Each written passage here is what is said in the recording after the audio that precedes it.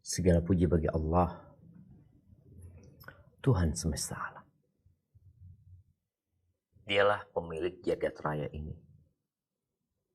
Dialah Allah yang menciptakan bumi, langit-langit, dan yang ada di antara keduanya. Dialah Allah Jalla Jalaluh yang maha kuasa atas segala sesuatu. Dialah Allah yang menghidupkan dan mematikan. Dialah Allah yang memberikan rizki kepada seluruh yang ada di alam semesta ini. Dan kelak kepada Allah kita akan kembali. Wabihi nasta'in ala umuri dunya din, dan hanya kepadanya kita meminta pertolongan dalam menghadapi masalah-masalah dunia dan masalah-masalah agama. Salat dan salam semoga tercurahkan untuk Sayyidil Mursalin wa Imamil Muttaqin, Sayyidina wa Maulana Muhammadin wa ala alihi wa ashabi ajma'in. Amma ba'd. Ahibati fillah, semua akan mati. Semua akan fana. Kullu man 'alaiha fan.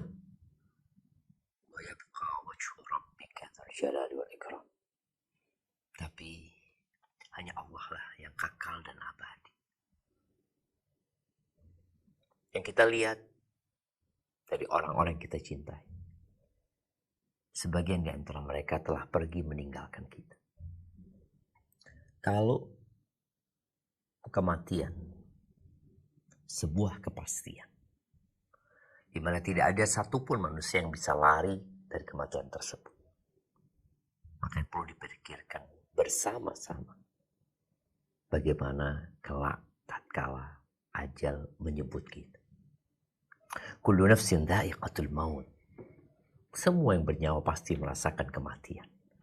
Tidak itu raja atau rakyat jelata. Tidak itu presiden bersama jajarannya, atau pekerja-pekerja yang mungkin tidak ada yang mengenalnya. Semua akan merasakan gelas kematian. Wa innama tuwaffawna ujurakum yaumil qiyamah. Kalian akan mendapatkan balasan dari apa yang kalian kerjakan di hari kiamat. Kenapa? Ini perlu dijelaskan dan perlu ditanamkan di dalam lubuk hati setiap hamba, bahwa dunia ini bukan negeri pembalasan. Karena kita melihat dalam kehidupan ada orang-orang soleh, tapi hidupnya penuh dengan cobaan dan penderitaan. Sebaliknya kita melihat orang-orang yang jauh dari jalan ketaatan, hidupnya penuh dengan kelezatan. Ya, dunia ini bukan tempat pembalasan, tapi di sini tempat beramal. Bagaimana tatkala ajal menjemput, disitulah akan bermula pembalasan atas apa yang dikerjakan oleh manusia. Bicara husnul khatimah, dia mati dalam kondisi baik. Ternyata di antara mati dalam kondisi baik adalah mati dengan mengucapkan la ilaha illallah. Sikap kita terhadap kerabat, handai taulan, kepada teman yang mau mati.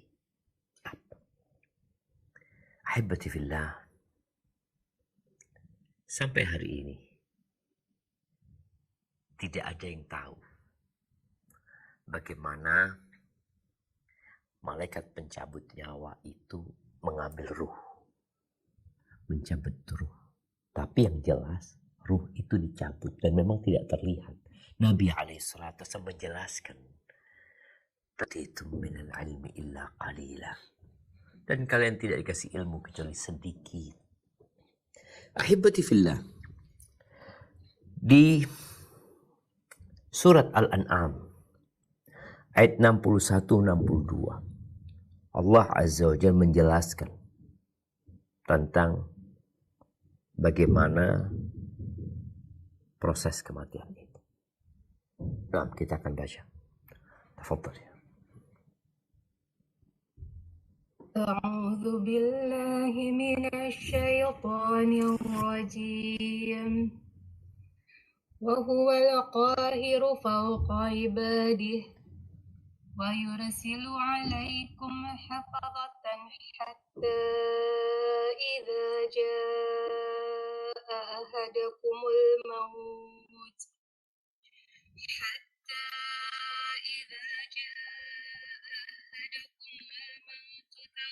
توفته رسلنا وهم لا يفرطون ثم ردوا إلى الله مولاهم الحق ألا له الحكم وهو أسرع الحاسبين. Dan dialah penguasa mutlak atas semua hambanya, dan diutusnya kepadamu malaikat-malaikat penjaga, sehingga apabila kematian datang kepada salah seorang di antara kamu, malaikat-malaikat kami mencabut nyawanya, dan mereka tidak melalaikan tugasnya. Kemudian mereka, hamba-hamba Allah, dikembalikan kepada Allah, penguasa mereka yang sebenarnya. Ketahuilah bahwa segala hukum pada hari itu ada padanya, dan dialah pembuat perhitungan yang paling cepat. Allahu Akbar. Jadi nyawa itu dicabut oleh para malaikat. Tidak keluar sendirinya. Dan Allah mengutus malaikat-malaikat kepada yang ajalnya sudah tiba. Dan kematian ini gak ada hubungannya sama sakit. Kenapa? Karena ada orang yang berpikir kalau dia sakit, oh mau mati sudah. Berapa banyak orang yang sehat nggak masuk rumah sakit, juga dicek nggak ada penyakitnya, mati dia. Dan ya para malaikat ketika menjalankan tugasnya tidak ada yang terlalaikan. Ketika semua waktunya tiba, mereka akan mencabutnya. Manusia-manusia yang ditetapkan untuk mati. Kemudian kemana mereka dibalikin? Kepada Allah SWT. Allah pemilik kita. Allah pemilik alam semesta ini. Maka ahibati fillah, kita masuk ke bab tentang bagaimana usaha kita membantu saudara kita yang mau mati. Kalau buat kita sendiri, berusaha kita untuk mati husnul khatimah. Nah, sekarang ini ada saudara nih yang sakit. Yang kita lihat, kenapa? Kita akan baca hadisnya. Tafadhol. Bab 150, mentakin orang yang akan mati dengan kalimat La ilaha illallah. Hadis nomor 917. An-Mu'adz radhiyallahu anhu qala Rasulullah sallallahu alaihi wasallam, man kana akhiru kala bihi la ilaha illallah dakhala jannah. Rawahu Abu Daud wal Hakim Sahih Isnad.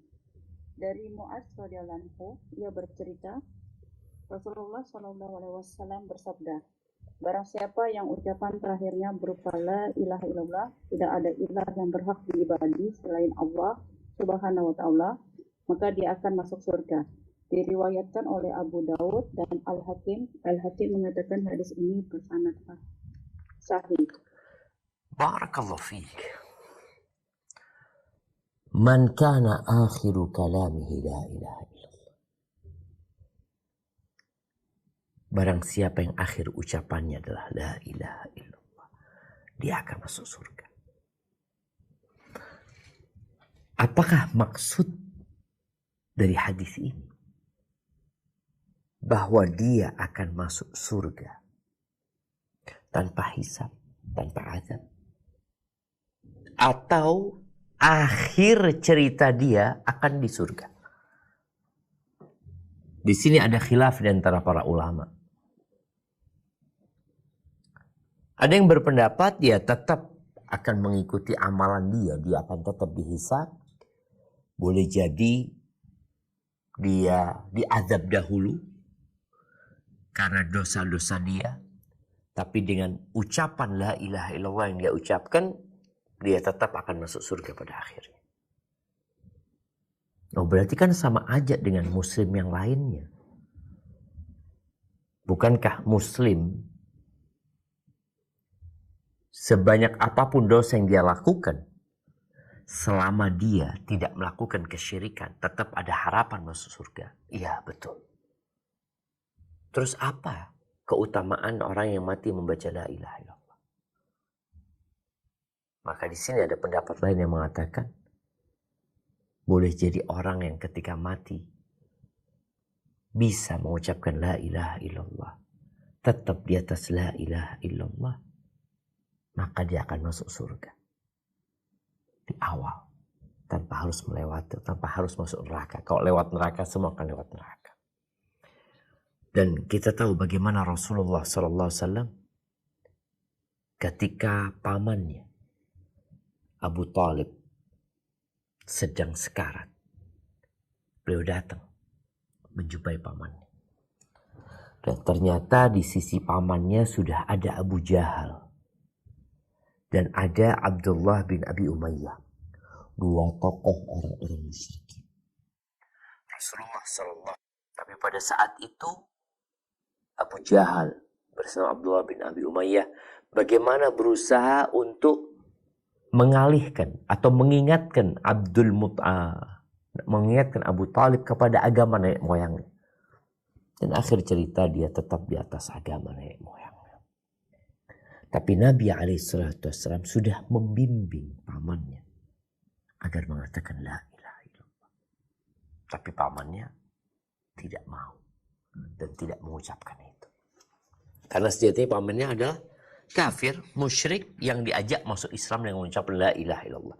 Jadi kalimat la ilaha illallah adalah menjadi kalimat yang wajib diucapkan seorang hamba ketika dia mau masuk ke dalam Islam. Dan bagaimana kalimat itu terjaga sampai ajal menjemput kita. Allah mengatakan wala tamutunna illa wa antum muslimun. Kalian jangan mati kecuali dalam kondisi Islam.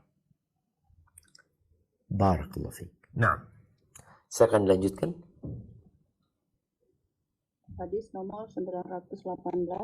Wa an Abi Sa'id Al-Khudri radhiyallahu anhu qala qala Rasulullah sallallahu alaihi wasallam Rahul Muslim. Dari Abu Sa'id Al-Khudri radhiyallahu anhu, ia mengatakan bahwa Rasulullah sallallahu alaihi wasallam bersabda, talkinlah orang-orang yang akan meninggal di antara kalian dengan la ilaha illallah. Hadis riwayat Muslim. Barakallahu fiik ya.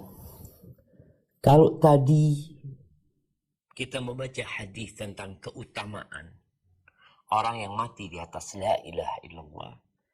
Kalau di hadis Abu Sa'id ini bicara tentang perintah Nabi SAW. Bagaimana kita membimbing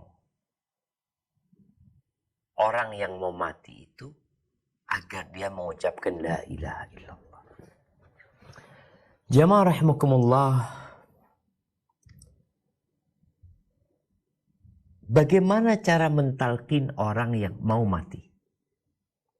Bagaimana cara mentalkin orang yang mau mati? Kita bicara talqin itu ya sebelum mati. Karena setelah mati ya nggak bisa dia dibimbing. Tapi sebelum mati masih ada harapan. Dia mengucapkan la ilaha illallah sebagaimana harapan Nabi SAW kepada pamannya Abu Talib, walaupun pamannya tidak mau mengucapkan kalimat tersebut pada kalimat yang sangat ringan untuk diucapkan. Tapi ini berkaitan dengan tanggung jawab dan konsekuensi dari kalimat tersebut. Nabi mengatakan laqinu, talqini, bimbing orang yang mau mati itu dengan la ilaha illallah. Ada dua cara. Cara yang pertama adalah ya orang-orang yang di sekitarnya mengucapkan la ilaha illallah.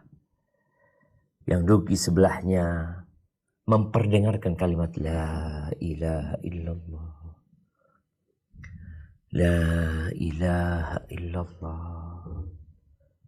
Nanti orang kalau yang mau mati itu mengikuti, ya udah alhamdulillah. Cukup.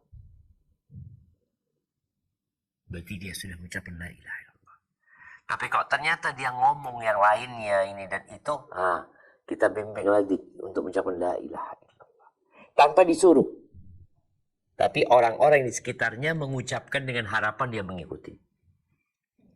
Pendapat yang kedua, tidak. Cara yang kedua itu, ya kita suruh. Kita sampaikan, ayo ngomong la ilaha illallah. Namun kita harus melihat kondisi orang ini.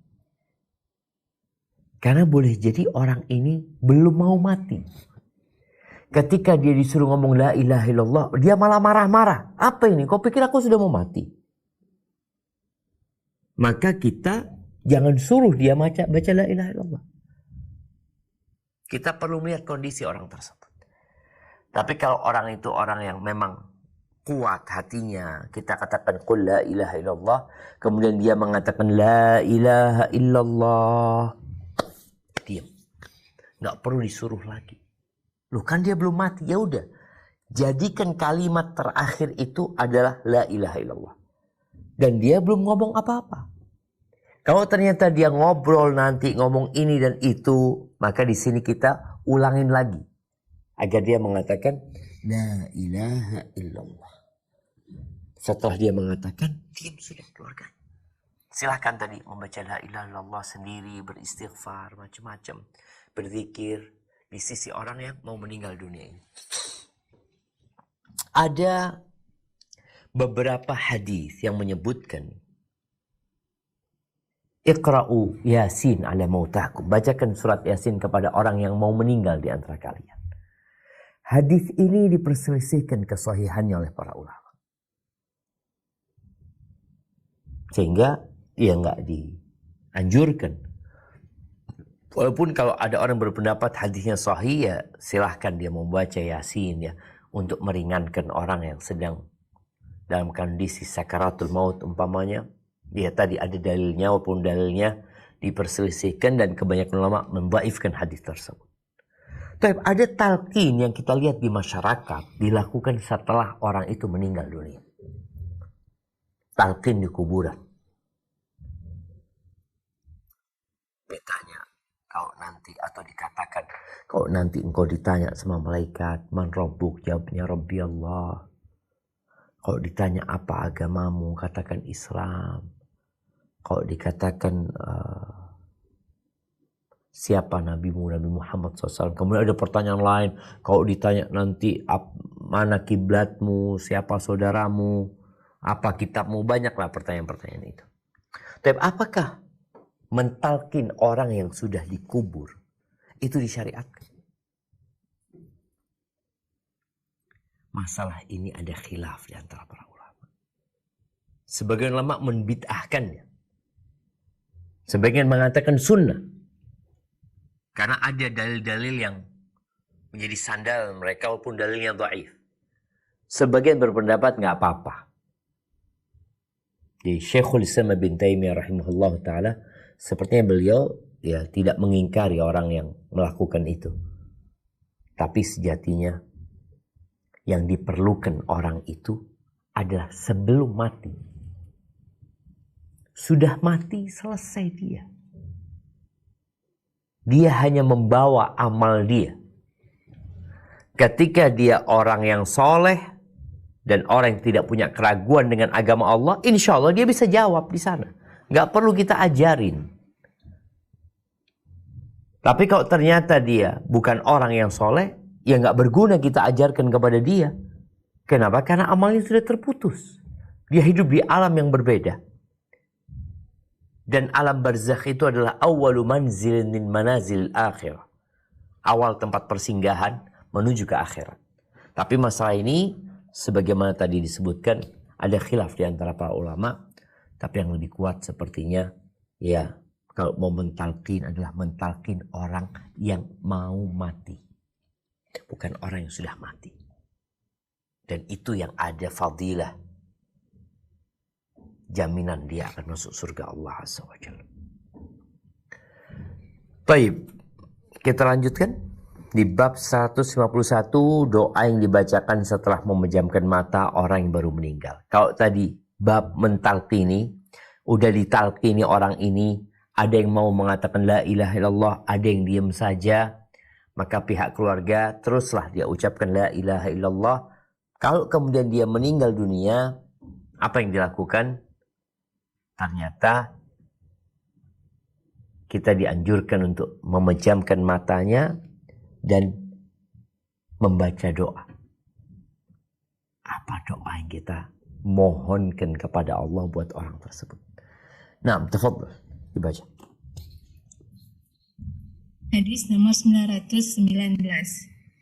An Ummi Salamah radhiyallahu anha qalat dakhala Rasulullah sallallahu alaihi wasallam ila Abi Salamah faqad asaqqa basaru fa aghmadah thumma qala inna ruha idza qubid tabi'ahu al-basar fadajja nasun min ahli faqala la tad'u ala anfusikum illa bi khairin fa innal malaikata yu'minuna ala ma taqulun summa qala Allahumma ighfir li Abi Salamah warfa' darajatahu fil mahdiyyin wakhlufhu fi aqibihi fil ghabirin waghfir lana wa lahu ya rabbal alamin wafsah lahu fil qabri wa nawwir lahu fi rawahul Muslim.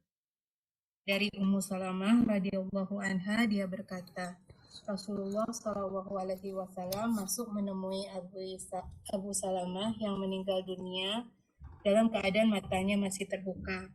Lalu beliau segera memejamkannya, kemudian bersabda, sungguh jika nyawa itu dicabut, maka ia diikuti oleh mata. Tiba-tiba beberapa orang dari keluarganya menangis dengan suara keras. Lantas beliau bersabda, janganlah kalian mendoakan diri kalian sendiri kecuali dengan kebaikan, karena sesungguhnya para malaikat itu mengamini apa yang kalian ucapkan. Selanjutnya beliau berdoa, ya Allah, berikanlah ampunan untuk Abu Salamah, tinggikanlah derajatnya di kalangan orang-orang yang mendapat petunjuk. Jadilah engkau penggantinya di tengah-tengah keluarganya, serta ampunilah dosa kami dan dosanya.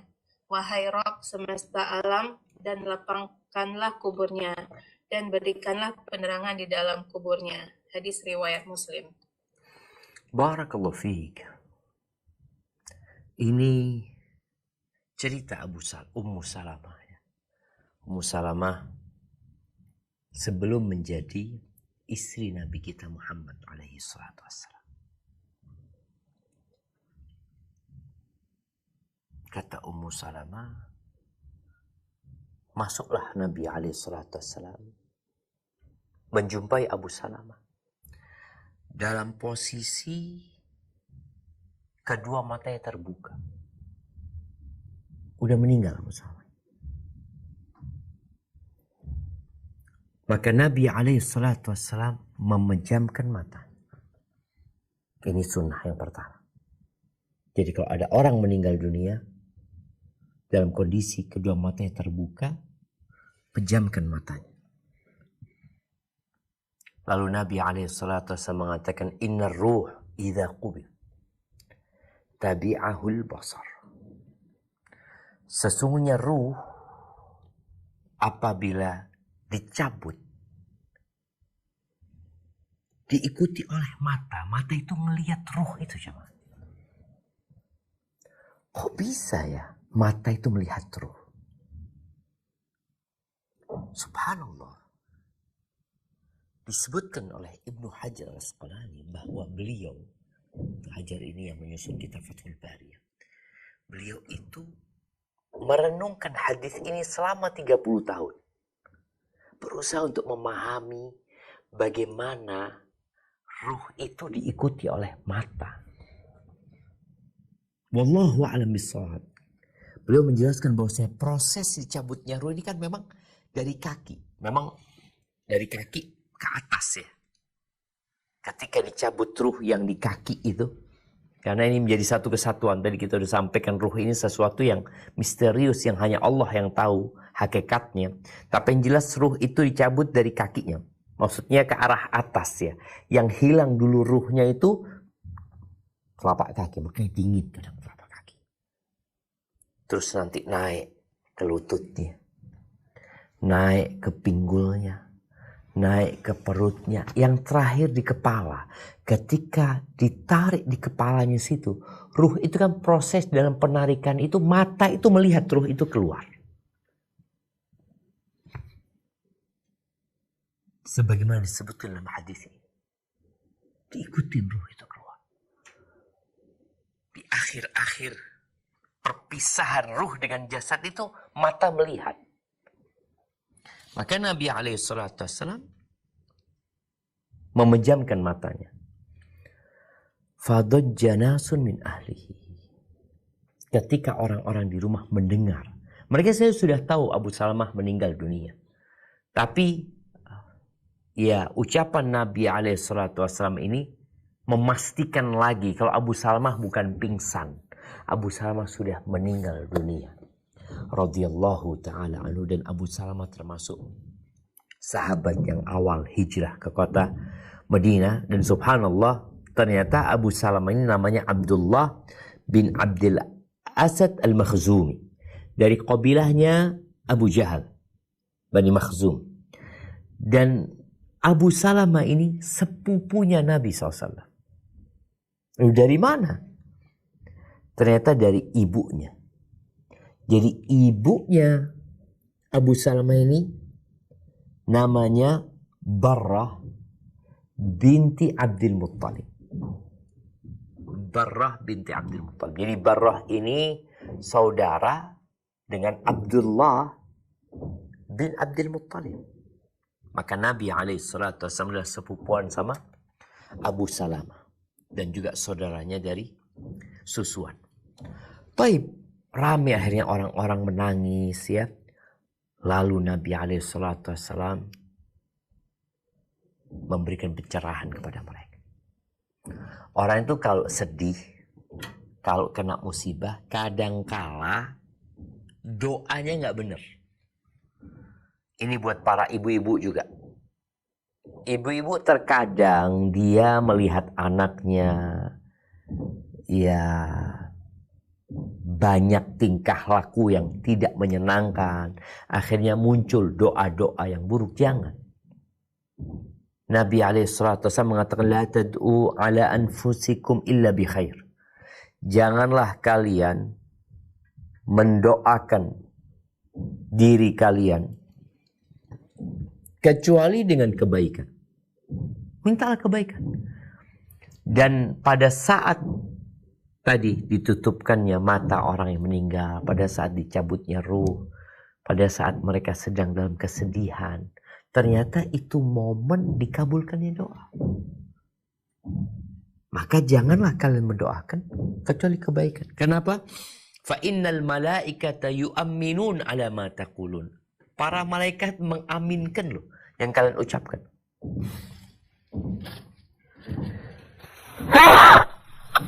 Alhamdulillah. Yahdikumullah yuslih balakum. Jadi doa yang diaminkan oleh malaikat, ya insya Allah mustajab, dikabulkan sama Allah Subhanahu wa ta'ala.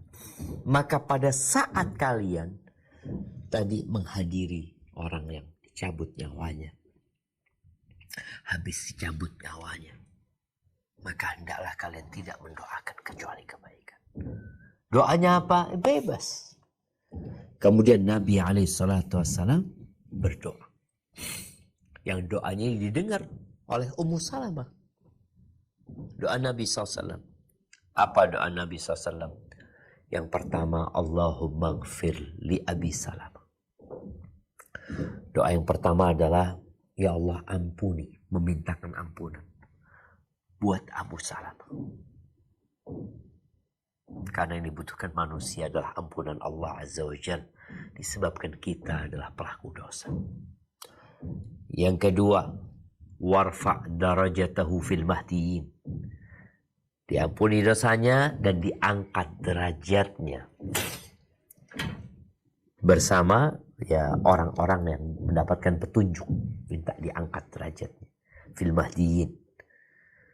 Yang ketiga, wakhlufhu fi aqibihi fil ghabirin. Doa agar dikasih pengganti di keluarganya, di anak keturunannya dari orang-orang yang baik.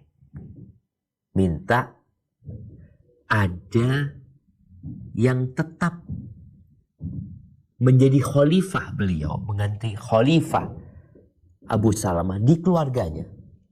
Baik ngurusin istrinya atau ngurusin anak-anaknya. Karena kita tahu orang yang atau wanita yang meninggal mati oleh suaminya, dia menjadi janda. Kalau dia punya anak-anak yang masih kecil, anak-anaknya jadi anak-anak yatim. Apabila sang ayah adalah satu-satunya yang bekerja dan memberikan nafkah, akan jadi berat buat keluarganya. Maka Rasulullah SAW mendoakan agar dikasih ganti di keluarganya dari orang-orang yang baik, dijaga keluarganya. Baik, itu doa yang ketiga. Doa yang keempat, waghfir lana walahu ya rabbal alamin. Momentum itu tetap Nabi gunakan untuk memohon ampun buat yang hadir. Waghfir lana. Tadi kan sudah minta ampunan, ini minta ampunan lagi. Tapi di sini waghfir lana, ampuni buat kami dan buat dia. Wahai rabbal alamin. Baik, yang kelima, wafsah lahu fi qabri. Ini belum mati, belum dikuburkan. Tapi sudah didoakan agar kuburannya diluaskan. Belum dibawa ke kuburan nih. Berdoa agar kuburannya diluaskan. Wa nawwir lahu fi, dan terangi bagi dia di dalam kuburan itu. Allahu Akbar jamaah. Kita melihat bagaimana doa Nabi SAW buat Abu Salamah. Dan kita tahu jalan pintas menuju ke surga Allah Azza wa Jalla adalah dengan meminta kepada pemilik surga. Hafalkan doa ini ketika kita menghadiri orang yang baru saja meninggal dunia, belum dikuburkan dia, kita doakan. Dan Nabi bukan hanya berdoa buat dirinya, juga mendoakan buat yang meninggal, tapi juga mendoakan buat dirinya dan sahabat-sahabat yang ada di rumahnya. Abu Salamah dengan mengatakan waghfir lana walahu ya rabbal alamin. Ya rabbal alamin, ampuni buat kami dan buat dia, wahai Rabbul alamin. Subhanallah. Baik. Dilanjutkan.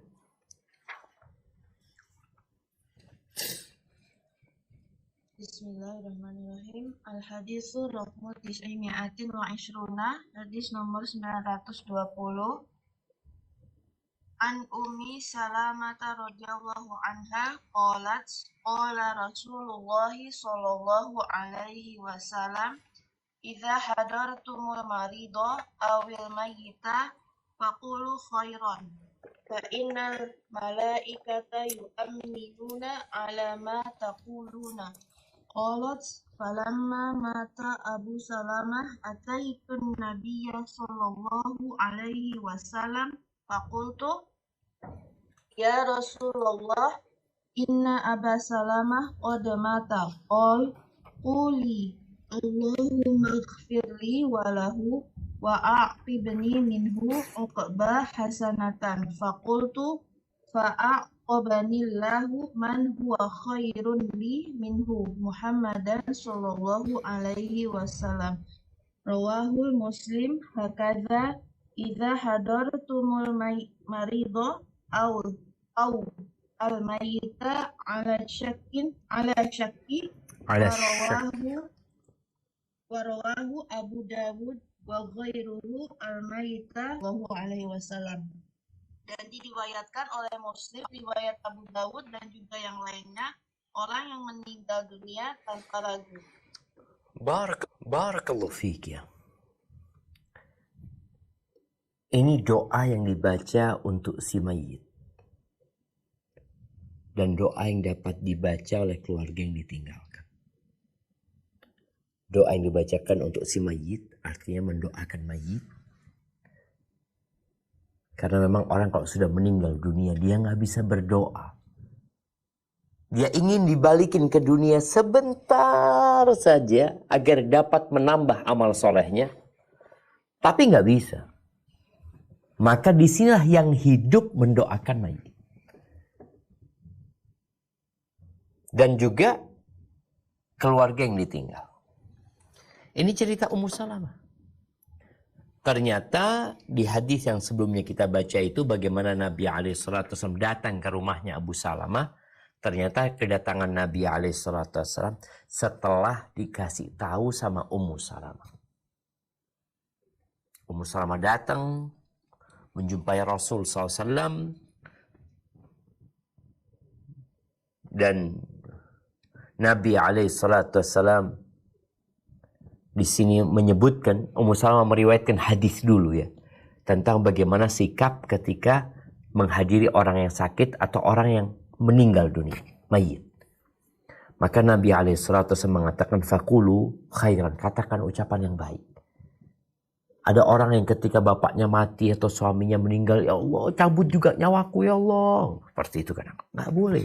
Berdoalah minta kebaikan. Karena ini tempat dan momentum mustajabnya doa. Para malaikat mengaminkan doa kalian. Ini Ummu Salamah meriwayatkan hadis tadi. Maka ketika meninggal Abu Salamah, aku mendatangi Nabi SAW. Untuk memberitahu Nabi SAW, akhirnya Nabi berkata kepadaku, ini belum berangkat ke rumahnya Abu Salamah.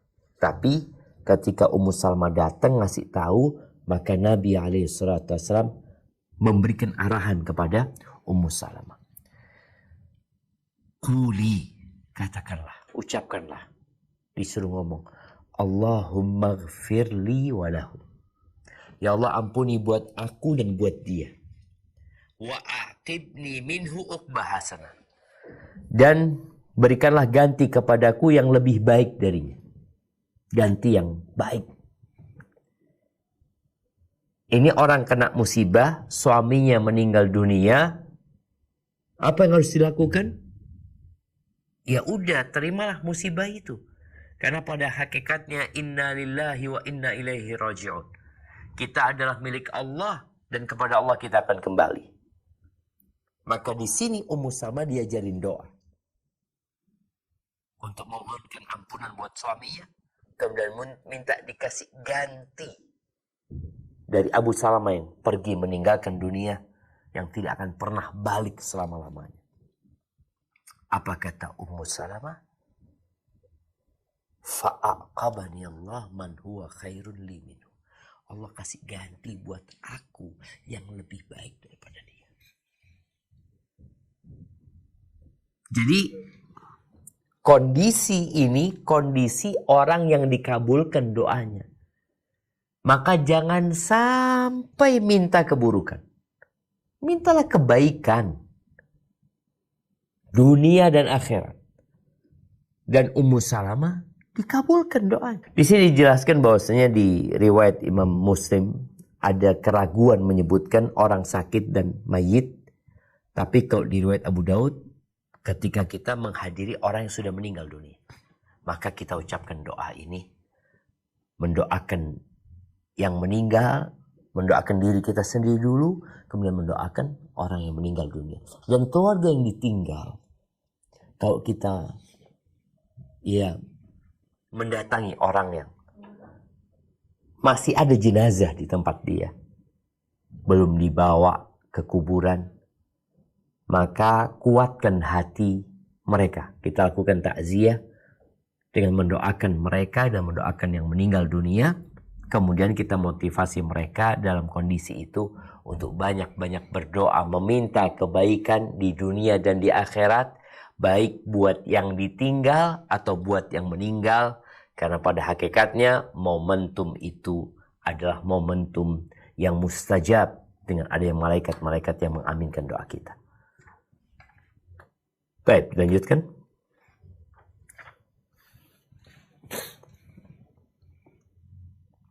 Bismillah, hadis nomor 921. Wa anha qalat sami'tu Rasulullah sallallahu alaihi wasallam yaqul ma min 'abdi tusibuhu musibatun Musibah itu ada yang salah harokatnya. Oh, salah ya Pak. Musibah ya. Musibah fayaqulu inna lillahi wa inna ilaihi raji'un Allahumma ajurni fi musibati wahluf li khairan minha illa qalat falamma tuwfiya Abu Salamah qultu kama amarani Rasulullah sallallahu alaihi wasallam fa ahlafallahu li khairan minhu Rasulullah sallallahu alaihi wasallam. Rawahul Muslim. Dari Ummu Salamah, dia menuturkan, aku pernah mendengar Rasulullah Shallallahu Alaihi Wasallam bersabda, tidak ada seorang hamba pun yang ditimpa musibah lalu dia mengucapkan Inna lillahi wa inna ilaihi raji'un. Sesungguhnya kami hanya milik Allah dan akan kembali kepadanya. Ya Allah, berikanlah pahala kepadaku melalui musibah ini dan berikanlah ganti kepadaku yang lebih baik darinya. Melainkan Allah Ta'ala akan memberi pahala kepadanya melalui musibah tersebut serta memberikan ganti yang lebih baik darinya. Ummu Salamah radhiyallahu anha melanjutkan Rasulullah Shallallahu alaihi wasallam kepadaku, maka Allah pun memberikan ganti kepadaku yang lebih baik darinya, yaitu Rasulullah Shallallahu alaihi wasallam. Hadis riwayat Muslim. Barakallahu fiik.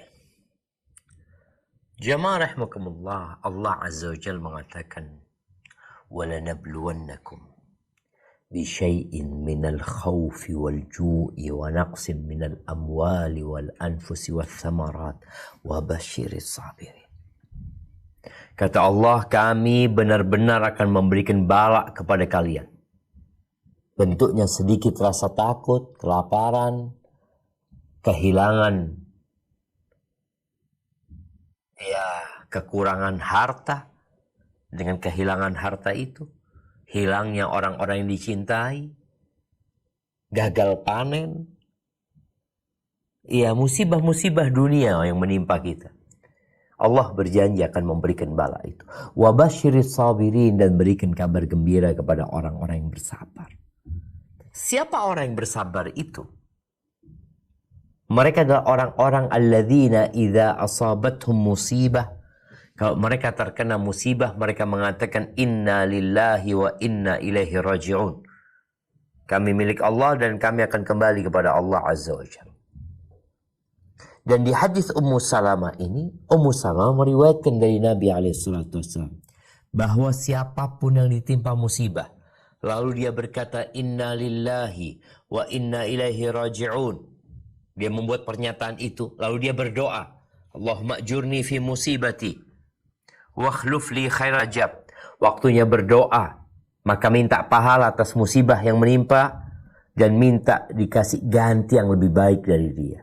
Kalau orang itu membaca innalillah, kemudian membaca doa ini, niscaya Allah Azza wa Jalla akan kasih ganti yang lebih baik. Ummu Salamah, tadi kita ceritakan bagaimana Ummu Salamah datang ke rumah Nabi SAW. Di sini Ummu Salamah cerita ketika Abu Salamah meninggal dunia, aku mengatakan apa yang diperintahkan Nabi SAW. Inna lillahi wa inna ilaihi raji'un. Allahumma ajurni fi musibati wa akhlif li khairan min. Baca nih Ummu Salamah. Kemudian ketika beliau berangkat ke rumahnya Nabi SAW, memberitahu bahwa Abu Salamah telah meninggal dunia, sama Nabi dikasih arahan lagi. Quli, kata Nabi SAW, katakan, ucapkanlah Allahumma gfirli wa lahu wa aqibni minhu uqbah hasanah.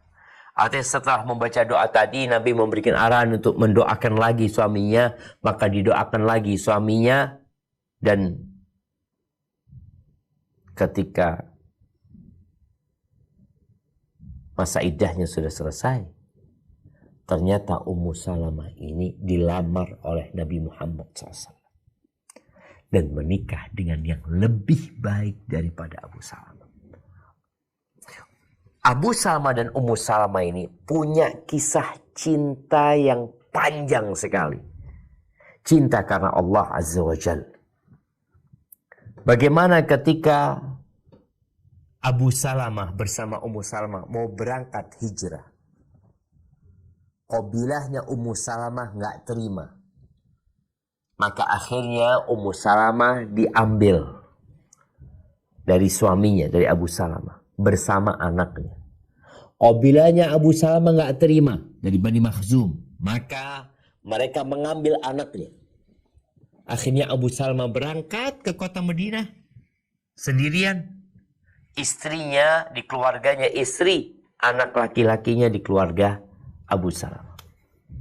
Sampai setelah setahun kira-kira, Ummu Salamah diperkenankan oleh qabilahnya untuk ngambil anaknya, kemudian hijrah ke kota Madinah, menyusul suaminya. Dan ketika Nabi SAW meminang Ummu Salamah, Ummu Salamah cerita, ya Rasulullah, aku punya anak banyak. Aku janda beranak. Karena istri-istri Nabi rata-rata janda-janda tapi nggak punya anak. Ada yang punya anak. Ummu Salamah punya anak. Maka Ummu Salamah menyampaikan kepada Nabi SAW, aku punya anak banyak, masih kecil-kecil. Beliau ingin menyebutkan, ya, aku khawatir tidak bisa berkhidmat kepadamu. Karena sibuk ngurusin anak-anak yatim itu. Maka Nabi SAW mengatakan, keluargamu jadi keluargaku sudah, dengan aku menikahi. Yang kedua, Ummu Salamah mengatakan, aku perempuan yang pencemburu.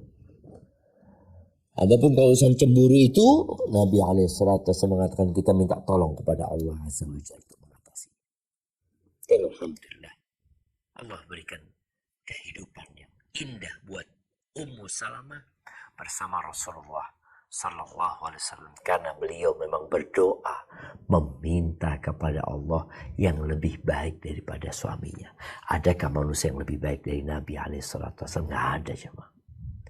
Ada beberapa lafaz yang menyebutkan ketika habis baca doa ini, Ummu Salamah mikir, man khairun min Abi Salamah, siapa ya yang lebih baik daripada Abu Salamah? Karena beliau nggak pernah tahu laki-laki yang lebih baik daripada Abu Salamah dalam kehidupan rumah tangganya.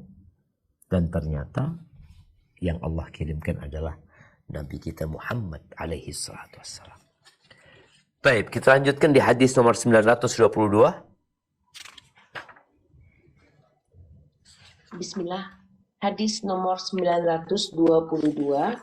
Wa an Abi Musa radhiyallahu anhu anna Rasulullah sallallahu alaihi wasallam qol idza mata waladul abdi qala Allah ta'ala li malaikati fabattum walada abdi fayaqulun na'am fayaqul fabattum samarata fuadi fayaqulun na'am fayaqul famadha qala abdi fayaqulun hamidaka wastarja fayaqulullahu ta'ala ibnu li abdi baitan fil jannah wasammuhu baital hamdi rawahu Tirmizi wa qol hadis hasan. Dari Abu Musa radhiyallahu anhuma bahwa Rasulullah sallallahu alaihi wasallam bersabda, jika anak seorang hamba meninggal dunia, maka Allah Ta'ala akan berfirman kepada malaikatnya, kalian telah mencabut nyawa anak seorang hambaku. Maka para malaikat itu menjawab benar. Dia berfirman lagi, kalian telah mengambil buah hatinya. Mereka pun menjawab benar. Maka dia bertanya, lalu apa yang dikatakan oleh hambaku? Malaikat itu menjawab, dia memujimu dan mengucapkan, inna lillahi wa inna ilaihi raji'un. Maka Allah Ta'ala berfirman, bangunlah untuk hambaku itu sebuah rumah di surga dan namai rumah itu dengan hadis ini hasan. Penjelasan lainnya tentang apa yang diucapkan seorang hamba kalau ditinggal mati orang-orang yang dia cintai. Rasulullah SAW mengatakan kalau ada seorang anak yang mati. Bicara anak, sebelum lama menjelaskan nggak harus anak itu sebelum balik. Dia tetap anak, dan anak ini bisa laki-laki, bisa perempuan. Allah berkata kepada malaikat-malaikatnya, kalian mencabut nyawa anak hambaku. Kata malaikat, nah, yang kalian cabut itu buah hatinya. Wallahu a'lam bishawab jamaah. Ana memahami memang anak ini nggak sama semua. Ada anak-anak yang orang tua berharap mati.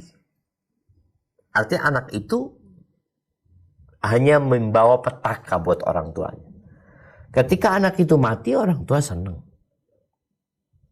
Karena dengan dia mati, berhenti dia berbuat dosa, menyakitin kedua orang tuanya. Ini buah hatinya. Jadi anak ini anak yang Masya Allah gitu. Anak yang baik, yang soleh. Buah hati, sesuatu yang memang ditunggu-tunggu sama orang tua. Bagaimana anak itu besar nantinya menjadi anak yang soleh. Yang memberikan manfaat kepada nusa dan bangsanya serta agamanya. Rumah pujian. Orang terkena musibah bersabar, rumah pujian. Orang terkena musibah bersabar itu wajib.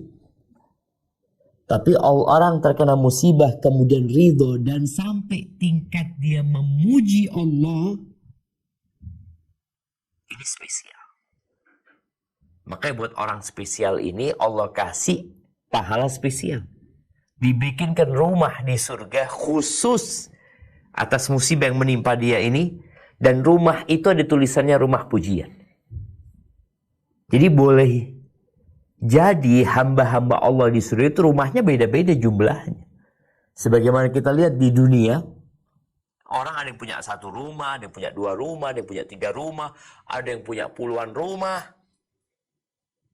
Dan model rumahnya beda-beda juga. Ini orang dengan dia bersabar dan memuji Allah, tetap memuji Allah sambil mengatakan innalillahi wa inna ilaihi rajiun ketika tinggal mati anak-anaknya, maka dia akan mendapatkan rumah di surga. Jangan lupa untuk kalau bisa mengatakan alhamdulillah ala kulli hal. Inna lillahi wa inna ilaihi rajiun. Barakallahu fiik.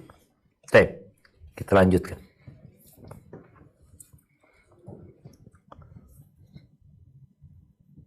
Bismillah, hadis raqmu tisimi'ati wa salasata wa ishruna, hadis nomor 923. Wa an Abi Hurairah radhiyallahu anhu anna Rasulullah sallallahu alaihi wasallam qala yaqulullahu ta'ala ma li'abdil mu'mini 'indi jazaa'un idza qabattu safiyatu min ahli dunya summa Safiyahu. tasabahu No? summa tasabahu satya Safiyahu idza qabattu Safiyahu. Idza qabattu safiyahu min ahli dunya summa tasabahu illal jannah. Rawahul Bukhari. Dari Abu Hurairah radhiyallahu anhu bahwa Rasulullah shallallahu alaihi wasallam bersabda, Allah yang maha tinggi berfirman, tidak ada pahala di sisiku bagi hambaku yang beriman. Jika aku mengambil kekasihnya dari penduduk dunia ini, lalu dia mengharapkan pahala karenanya, kecuali surga. Hadis riwayat Bukhari. Barakallahu fikum. Ya, di sini musibah itu berbeda-beda tingkatannya. Rasa sakit dan sedihnya nggak sama. Bicara ditinggal mati anak, Rasulullah SAW ditinggal mati sama anak-anaknya 6. Meninggal Abdullah, meninggal Al-Qasim, meninggal Ruqayyah, meninggal Zainab, meninggal Ruqayyah dulu, kemudian Ummu Kulthum, kemudian Ibrahim. Sesuai dengan kecintaan orang tua kepada anaknya. Walaupun kita nggak boleh pilih kasih, tapi ada kecintaan orang tua. Kemudian juga kehilangan musibah di dunia ini beda-beda. Ada yang biasa musibahnya, orang yang kehilangan motor. Orang yang kehilangan motor. Harga 25 juta. Dengan orang kehilangan motor harga 3 juta. Sama nggak? Nggak sama. Boleh jadi yang 3 juta lebih berat. Kenapa? Yang kehilangan motor 25 juta, duit dia masih banyak. Motor dia masih banyak. Yang kehilangan motor 3 juta itu satu-satunya hasil tabungan dia yang dia gunakan untuk kerja. Maka Rasul Shallallahu Alaihi Wasallam di sini menyebutkan, tidak ada seorang hamba pun ya yang kalau dicabut, kalau Allah ambil kekasihnya min ahli dunia, ya dari penduduk dunia, Allah ambil kekasih dia, Sofiyahu, orang yang dia cintai. Kalau orang yang dia nggak sukai mati, ya bukan musibah buat dia. Ada sebagian istri yang tinggal mati suaminya, dia alhamdulillah. Karena dia merasa suaminya selama ini memang membebani dia. Atau sebaliknya. Tapi ada orang yang cinta sama kekasihnya. Ketika diambil, itu berat. Lalu dia bersabar dan berharap pahala, surga tempatnya dia. Dan ngomong itu enak. Tapi ketika mempraktekannya, tidak semua orang mampu. Maka mintalah tolong kepada Allah Azza wa Jalla. Hadis terakhir kita baca. Hadis nomor 924. Wa an Usamah bin Zaidin radhiyallahu anhuma qol arsalat ihda banatin nabiyyi sallallahu alaihi wasallam ilaihi tad'uhu wa tukhbiruhu anna sabiyan laha awi benan fil mauti faqala lirrasul irji' ilaiha fa akhbirha anna lillahi ta'ala ma akhadha wa lahu ma a'ta wa kullu syai'in indahu bi ajalin musamma famurha faltasbir wal tahtasib wa dzakara tamamal hadis muttafaq alaih. Dari Usmah bin Zaid bin Harits radhiyallahu anhuma, dia berkata, salah seorang putri Nabi sallallahu alaihi wasallam mengutus seseorang untuk menyampaikan berita kepada beliau bahwasanya putra atau putri atau putranya. Afwan, putri ini diganti ya. Putri ini diganti dengan bayi atau balita, bahwa bayi atau putra. Beliau mengutus seseorang untuk menyampaikan berita kepada bayinya atau putranya. Berita kepada beliau. Dunia. Menyampaikan berita kepada beliau bahwasanya bayi atau putranya gitu. Menyampaikan kepada beliau bahwasanya bayi atau putranya meninggal dunia. Meninggal dunia lalu beliau berkata kepada utusan itu. Afwan, meninggal dunia ditambahkan dalam proses meninggal dunia. Dalam proses meninggal dunia. Nah, Ustaz. Menyampaikan berita kepada beliau bahwa bayinya atau putranya meninggal dunia dalam proses meninggal dunia. Lalu beliau berkata kepada utusan itu, kembali lagi kepadanya, lalu beritahukan kepadanya bahwasanya hak Allah yang diambilnya dan apa yang diberikannya, dan segala sesuatu sudah ditentukan ajalnya di sisinya. Oleh karena itu, suruhlah dia bersabar dan mengharapkan pahala dari Allah. Kemudian disebutkan hadis selengkapnya. Muttafaq alaih. Naam, barakallahu fik. Hadisnya hadis yang panjang sebenarnya. Cerita di mana salah satu putri Nabi alaihissalatu wassalam yang namanya Zainab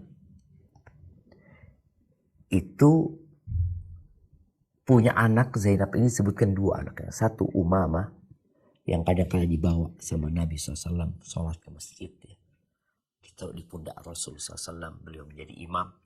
Yang satu namanya Ali. Dan ini Ali disebutkan. Ali ini dalam kondisi tadi naza ya. Fil maut itu bukan sudah mati, tapi proses sedang mau mati. Artinya dia ya minta bapaknya datang, ayahnya datang untuk menguatkan dirinya, atau ya untuk minta didoakan sama Nabi Muhammad SAW. Akhirnya Nabi SAW nggak datang, tapi nyuruh utusannya ini untuk menyampaikan pesan Nabi SAW. Apa pesannya? Ini doa yang kita ucapkan ya. Untuk orang yang ditinggal mati oleh seseorang atau dalam kondisi keluarganya, kerabatnya dalam proses kematian, maka sampaikan innalillahi ma'akhad. Yang diambil itu haknya Allah. Jadi Allah tidak mengambil kecuali milik Allah SWT. Yang dikasih juga milik Allah gitu loh. Kita ini milik Allah semuanya.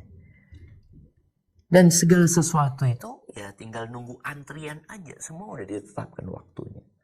Hendaklah bersabar dan berharap pahala. Ini ucapan yang kita ucapkan kepada orang yang tadi sedang mengalami musibah kematian. Di hadis lengkapnya itu Zainab tetap minta Nabi datang alaihissalatu wassalam. Akhirnya Nabi datang alaihissalatu wassalam dan menggendong itu bayi. Dalam kondisi bayi itu sedang dicabut nyawanya. Ada suara yang berat ya, yang akhirnya Rasulullah SAW pun menangis. Dan masalah menangis ditinggal mati oleh seseorang itu akan kita bahas pada bab selanjutnya insyaallah pada pertemuan yang akan datang. Hadza wallahu a'lam bishawab. Kiranya kita udah tahu apa yang kita ucapkan untuk keluarga yang ditinggal mati dan apa doa kita untuk yang meninggal dunia, dengan harapan yang meninggal dunia mendapatkan tempat yang lebih baik dan yang ditinggal oleh yang meninggal ini mendapatkan ganti yang lebih baik juga. Karena memang dengan meninggalnya orang tersebut bukan berarti kehidupan terhenti. Roda kehidupan akan terus berputar. Dengan perginya orang-orang itu, roda ini tetap berputar. Bagaimana kita yang masih hidup ini menjalankan roda tersebut sampai antrian kita datang. Atau nomor antrian kita datang. Hadza wallahu a'lam bishawab. Kita masuk ke sesi tanya jawab. Anda kembalikan ke moderator. Jazakillah khair. Jazakumullah khair Ustaz. Alhamdulillah ala binikmati tatimmus shalihat. Ya kalau Ustaz, jazakallah khair. Sekali lagi barakallahu fikum Ustaz yang telah memberikan nasihat, fawaid, tausiah, wasilah ilmu dan penjelasan dari kitab Syarah Riyadhus Shalihin pada bab 150 dan bab selanjutnya tersebut karya Imam An-Nawawi rahimahullah pada hari ini. Dan seperti biasa sebelum masuk ke sesi kedua yaitu sesi tanya jawab, kami Keluarga Muslimah, Keluarga Muskat sebelumnya ingin mengucapkan terima kasih kepada channel-channel dan media sunnah yang terus serta menyiarkan merilai kajian pada hari ini. Ya ini selain Keluarga Muskat sendiri kita ada Sapa Muslim, Surau TV, Wesel TV, Paliko TV, Abiyati TV, Advis TV. Kami ucapkan sekali lagi jazakumullah khairan wa barakallahu fikum. Dan insya Allah mungkin dalam 30 menit ke depan kita akan memulai sesi tanya jawab. Alhamdulillah sudah ada beberapa pertanyaan yang masuk kepada kami. Assalamualaikum. Saat ini ada pertanyaan yang sepertinya mungkin sedikit berkenaan. Ustaz. Pertanyaannya Ustaz, Bismillah, Assalamualaikum warahmatullahi wabarakatuh. Assalamualaikum Ustaz dan tim Lurah Paradisa. dari hamba Allah Ustadz, usianya 36 tahun dari Banjarmasin. Sebelumnya beliau pernah menceritakan kepada Ustadz perihal 2 anak dan istri dan harta benda yang juga pernah diambil kembali oleh Allah di tahun 2023, yaitu dalam tahun yang sama. Dan juga beliau sedang menderita tumor otak dan terbaring di rumah sakit hingga saat ini. Jadi beliau mohon nasihatnya untuk beliau perihal 2 pertanyaan berikut Ustadz. Yang pertama, pertanyaannya, bagaimana hukum dalam Islam jika saya meminta kepada medis untuk melakukan suntik kematian untuk menghilangkan penderitaan sakit saya sekaligus karena saya sudah tidak mampu untuk melanjutkan biaya berobat tersebut, Ustadz. Yang kedua, apa hukum dalam Islam jika sebelum kematian saya berniat mendonorkan bagian organ saya kepada orang yang membutuhkan setelah kematian saya nanti? Jazakallahu khairan wa barakallahu fikum, Ustaz. Demikian pertanyaannya, Ustaz. Masya Allah, barakallahu fiik. Yang pertama, ketahuilah bahwa Allah itu lebih sayang sama kita daripada orang tua kita. Orang-orang yang pergi meninggalkan dunia ini, sejatinya mereka keluar dari penjara. Yang perlu dipastikan, ketika keluar dari penjara, menuju kemana? Karena kita tahu hidup di dunia ini penuh dengan aturan, cobaan, ujian, petaka, musibah, selamat dari sini, nggak selamat di kanan, terus ya mah. Dan Ana merasakan sendiri ya, banyak orang nggak tahu tentang musibah-musibah yang menimpa kita, baik itu di tubuh kita, baik itu di tempat kerja kita. Ada banyak. Jadi engkau nggak sendirian dalam musibah sebenarnya. Bahkan orang-orang yang lebih parah dari musibah yang menimpamu banyak sekali. Bandingkan bagaimana kondisimu dengan kondisi saudara-saudara kita di Gaza. Ada orang yang dikasih musibah di badannya, di hartanya, tapi dia nggak kena musibah di keamanan dia. Yang di Gaza sudah di badannya, harus dipotong kakinya, harus hilang kedua matanya, tangannya juga. Terus hari-hari penuh dengan ketakutan dan kekhawatiran. Dan Allah ketika memberikan bala itu sudah ditakar sesuai dengan kemampuan. Makanya nggak boleh seorang minta mati aja nggak boleh, apalagi mau bunuh diri. Minta mati doa itu nggak boleh. Kalau harus minta kematian, maka nggak boleh orang mematikan dirinya. Dia kembalikan kematian kepada Allah Azza wa Jalla. Kalau harus dia berdoa minta kematian, maka dia berdoa memohon kepada Allah Azza wa Jalla. Allahumma ahyini ma'alimtal hayata khairan. Ya Allah, matikan aku ya Allah. Kalau mati itu baik buat aku. Wow. Allahumma hidupkan aku kalau hidup itu baik buat aku. Wa tawaffani idza alimtal wafata khairan. Dan matikan aku kalau kematian itu baik buat aku. Kenapa? Ketika engkau mati, putus amalanmu. Ketika engkau hidup, masih dihapuskan dosamu. Engkau masih bisa menambah pahalamu. Dengan orang yang sakit ini hidup ya. Entah berapa lama dia akan hidup. Dia akan menderita penyakitnya. Semua penderitaan itu bisa menjadi amal soleh buat dia. Tapi kalau dia mati, selesai, putus semuanya. Tapi karena kita tadi udah kondisi putus asa, dan kita nggak boleh putus asa sebenarnya. Tapi tadi disebutkan bahwa saya masalah biaya juga nggak mampu. Ya sudah, ketika nggak mampu biaya, keluar dari rumah sakit. Berobat di rumah. Seadanya. Tapi nggak boleh kemudian orang minta dia disuntik mati, kemudian dia enggak. Dan kau harus yakin bahwa Allah dapat menyembuhkan dirimu dengan satu kata, kun. Bisa. Maka baca doa ya Arhamar Rahimin, irhamna ya. Adapun ketika orang berwasiat ya, untuk dimanfaatkan organ dia ketika dia meninggal dunia, sebagian ulama membolehkan hal itu, tapi setelah dia meninggal dunia. Kalau memang ada organnya yang dapat dimanfaatkan dan ada orang yang membutuhkan hal itu. Tapi ketahuilah bahwa engkau milik Allah Azza wa Jalla. Dan kepada Allah semua akan kembali. Wa basyiris sabirin, berikan kabar gembira kepada orang-orang yang bersabar. Dan orang-orang yang bersabar akan dikasih pahala tanpa perhitungan. Jangan sampai setelah musibah-musibah ini di satu titik engkau gak sabar. Bunuh diri.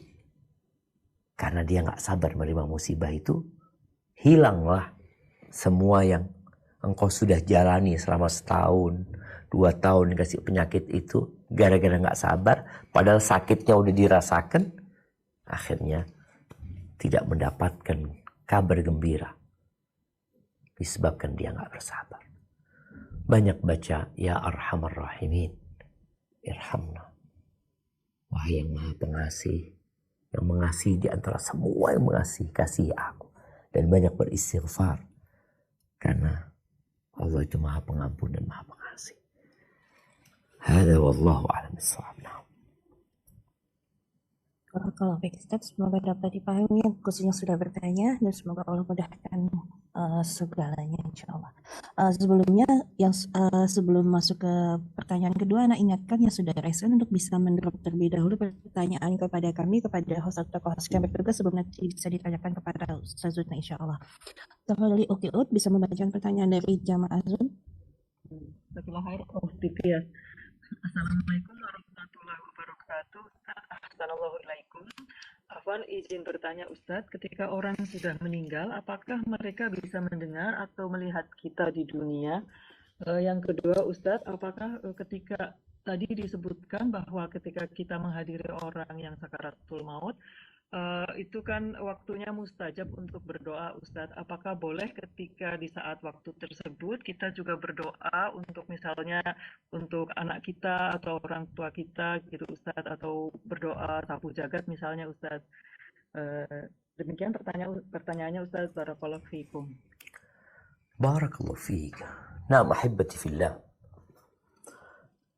Kalau bicara ruh ketika dicabut itu, apakah dia melihat keluarganya? Kita tahu ilmu tentang ruh ini sangat sedikit sekali yang diberikan kepada manusia.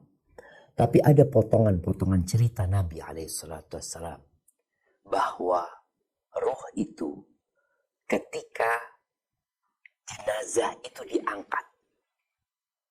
Jadi ketika proses jenazah dibawa ke kuburan, kemudian ditaruh di atas pundak.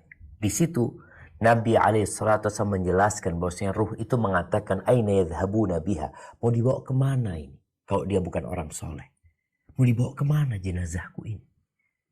Dia ngelihat jasadnya, mau dibawa kemana? Tapi kalau itu orang baik, maka ruh itu akan mengatakan segerakan aku, segerakan aku. Ini potongan cerita dari Nabi SAW. Adapun yang lainnya, Allahu a'lam bishawab. Kalau pertanyaan yang kedua, apa kok lupa pertanyaan yang kedua? Nah, Ustaz. Oh ya, mustajab. Apakah dalam posisi mustajab itu kita boleh minta yang lainnya? Kalau bicara boleh, boleh aja. Tapi kita lihat, ini proses orang mati, kita ingat dunia. Kalau kita minta ini, minta itu, fadl berdoa. Rasul SAW memberikan contoh. Minta apa? Minta ampunan. Maka beliau berdoa, waghfir lana walahu. Nah, mohon ampun. Itu sangat penting sekali buat kita. Maka kalau bicara doa yang lainnya, boleh-boleh saja. Tapi jangan lupa dengan doa yang terpenting. Sehingga kita fokus kepada dunia. Nabi SAW juga memberikan arahan kepada Ummu Salamah agar minta ganti di dunia dan di akhirat tentunya. Minta ganti yang lebih baik. Boleh berdoa minta permintaan dunia, tapi jangan lupa hendaklah yang engkau pinta yang paling penting dalam kehidupan ini adalah memohon ampunan kepada Allah Azza wa Jal. Karena kita adalah hamba yang banyak dosanya.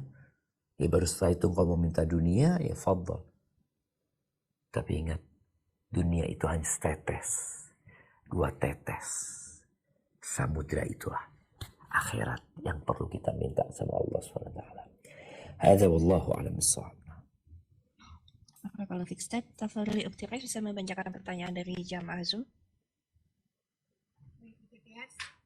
Assalamualaikum Ustaz, ini ada beberapa pertanyaan yang mirip mengenai talqin. Saya coba bacakan. Assalamualaikum. Ustaz, ada yang Anda tanyakan mengenai talqin, mengingat pada akhir hayatnya Papa Ana dalam keadaan sendiri tanpa ada istri dan anaknya di sampingnya karena satu dan lain hal, dan ini sering kali membuat resah di benak Ana selama ini. Apa yang sebaiknya Ana dan keluarga amalkan saat ini untuk semoga bisa mengurangi keresahan Ana setiap kali mengingat peristiwa ini. Jazakallah khair. Barakallahu fiik. Masya Allah, barakallahu fiik. Naam, ahibati fillah. Ada kondisi-kondisi orang yang mau meninggal dunia memang nggak bisa ditalqin. Karena posisi dia di tempat yang tersendiri, di ruang ICU kadangkala yang orang lain nggak bisa mendekat ke sana. Maka hendaklah kita berpesan kepada para perawat yang muslim yang bisa memiliki akses untuk masuk dan mendekat untuk memperdengarkan. Katakan la ilaha illallah. Tadi udah kita bahas. Jadi talqin itu boleh jadi dengan kita yang ada di sekitarnya mengucapkan la ilaha illallah. Dengan harapan dia mengikuti. Ketika dia mengikuti udah cukup. Atau tadi kita memang suruh dia kalau memang dia bisa. Namun gimana kalau memang kita nggak punya akses ke sana? Dan ternyata keluarga kita sudah meninggal dunia. Kita nggak tahu apa yang diucapkan ketika meninggal dunia. Maka tugas anak adalah jangan berhenti berdoa. Berdoa, memohonkan ampunan buat orang tua yang sudah meninggal dunia. Kemudian meminta seperti yang dipinta oleh Nabi SAW buat Abu Salamah tadi. Minta diangkat derajatnya. Minta dikasih ganti yang terbaik di keluarganya. Minta diluaskan kuburannya, dikasih cahaya di kuburannya. Terus berdoa memohon kepada Allah Azza wa Jalla. Jadi bukan hanya memohonkan ampunan, tapi berdoa dengan doa yang lainnya yang diperlukan oleh orang tua di alam barzakh sana. Kemudian kita juga bisa terus berhubungan baik dengan orang-orang yang dicintai oleh orang tua kita. Ya, kita bersedekah buat dia. Tapi yang paling penting untuk kita lakukan adalah jangan berhenti berdoa buat orang tua. Hadza wallahu a'lam bissawab. Pak Ustaz, sekali lagi Anda ingatkan sudah respon masih belum mendrop pertanyaannya, yang masih belum bisa mendrop pertanyaan kepada kos atau kos yang bertugas terlebih dahulu sebelum nanti jadi Ustaz. Jadi masih sama Ustaz, mungkin bisa yang Ustaz ya 3 pertanyaan lagi Ustaz. Insyaallah. Ya, Ustaz. Tafadhali Ukti Ida bisa langsung bertanya kepada Ustaz. Iya, jazakillah khairan Ukti Tias.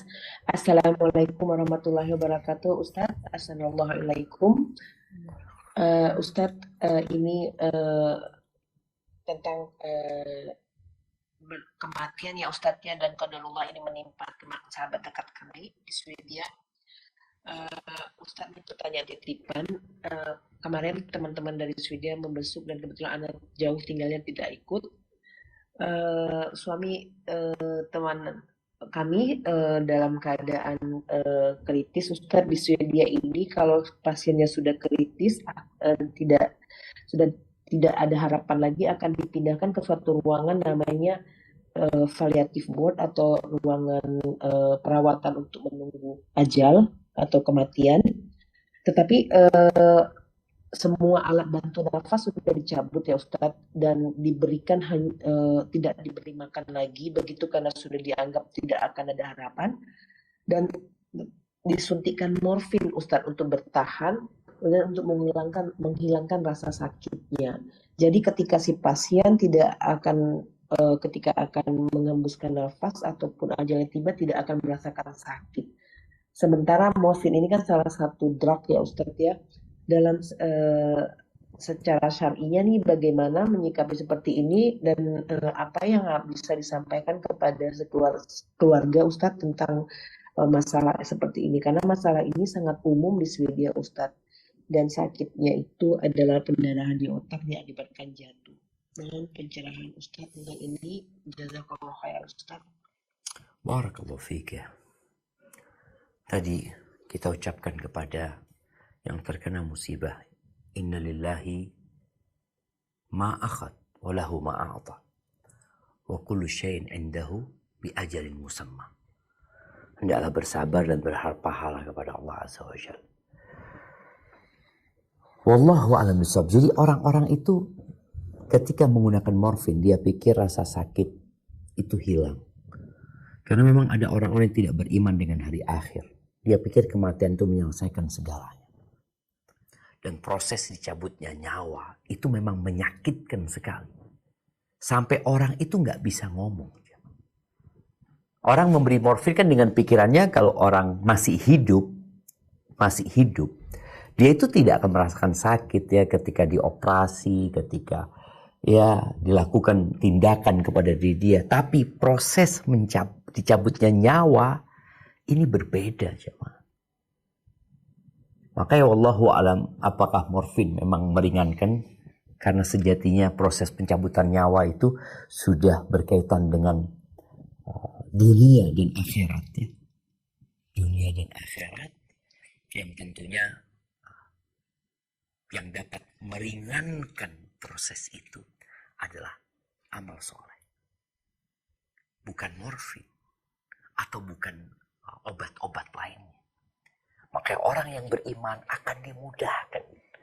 Orang kafir berat bagi dia, dipukulin sama malaikat bagaimana dia mengeluarkan nyawanya. Cuma ya karena orang-orang hanya beriman dengan materi, mereka mungkin melakukan itu. Apa hukumnya penggunaan morfin? Tetap nggak boleh ya, tetap nggak boleh. Sehingga buat keluarga sampaikan nggak perlu dikasih morfin kalau itu terjadi lagi. Kalau memang dia memang sudah nggak ada harapan, sudah ditunggu dengan harapan Allah. Kalau memang baik dia untuk hidup dan semoga Allah tambahkan umurnya. Kalau enggak ya semoga Allah cabut nyawanya dengan diringankan. Dengan berdoa memohon kepada Allah bukan dengan obat-obatan tadi. Hadza wallahu a'lam bissawab. Nah. Kalau Ustaz, ini ada pertanyaan Ustaz, ada 2 pertanyaan Ustaz yang dititipkan.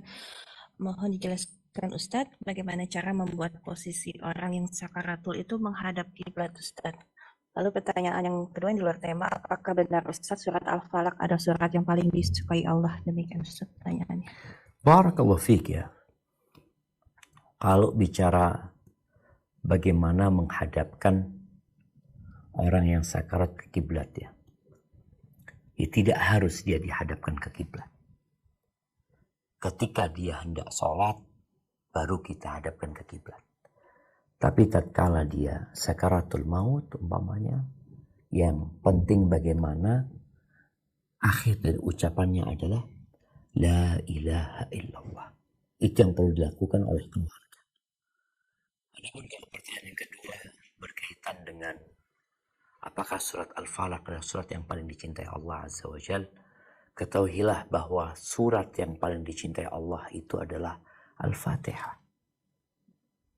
Dan ayat yang paling dicintai Allah adalah ayat kursi. Nah, barakallahu fiik, mungkin kita pertanyaan terakhir.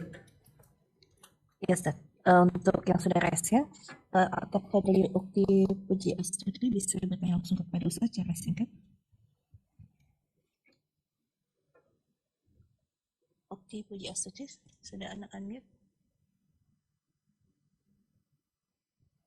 Alhamdulillah, syukran Ukti.